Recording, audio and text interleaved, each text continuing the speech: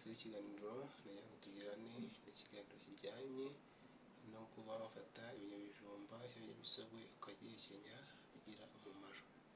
Uyu munsi rero mbafitiye iki ni ikijumba.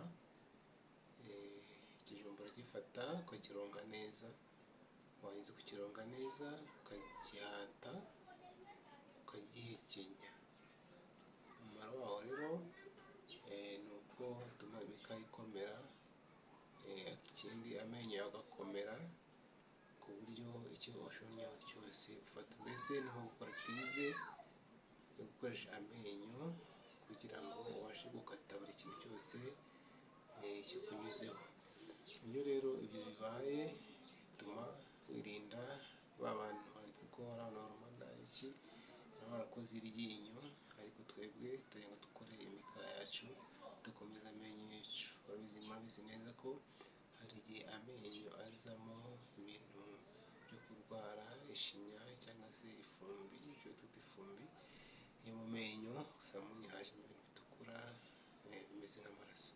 Biriya rero ikibitera nta kindi ni uko kudakora isuku mu kanwa, cyangwa niyo ukora ntugire ibintu byo guhekenya bikomeye ufata.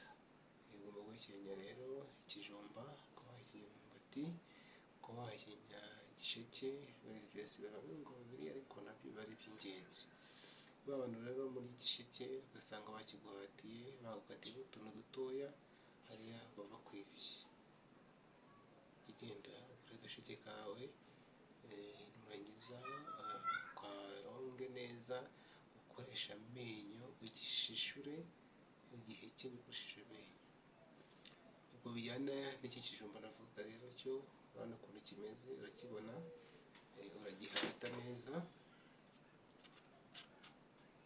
cyane, uri kubona kugihata. Ubu ngubu mikorobe ntabwo zijyaho kubera ko turi kugihata, nta kindi kintu dukoze, wenda tubikoze mu buryo bwihuse, ariko ikijumba gifata ukagihata neza, ubundi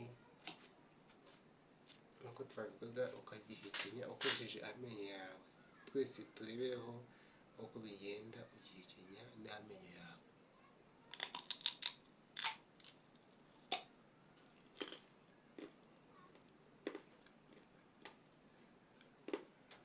Neza ko ngiye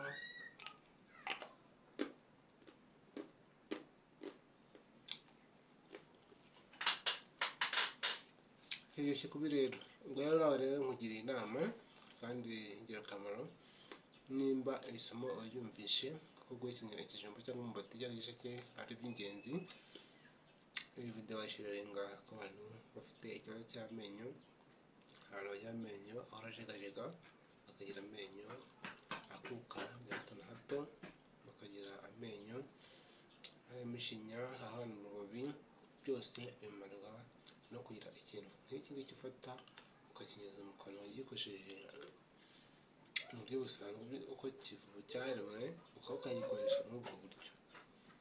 Bizadufasha rero kugira gute, gutuma tugira imikaya myiza kandi uwadukiye mu maso, bizatugemera. Ubutaha rero tuzava ku mwumbati, niwo tuzaganiraho.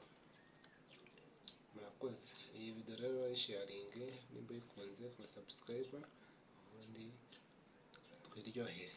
Ibi nimenya n'ibi.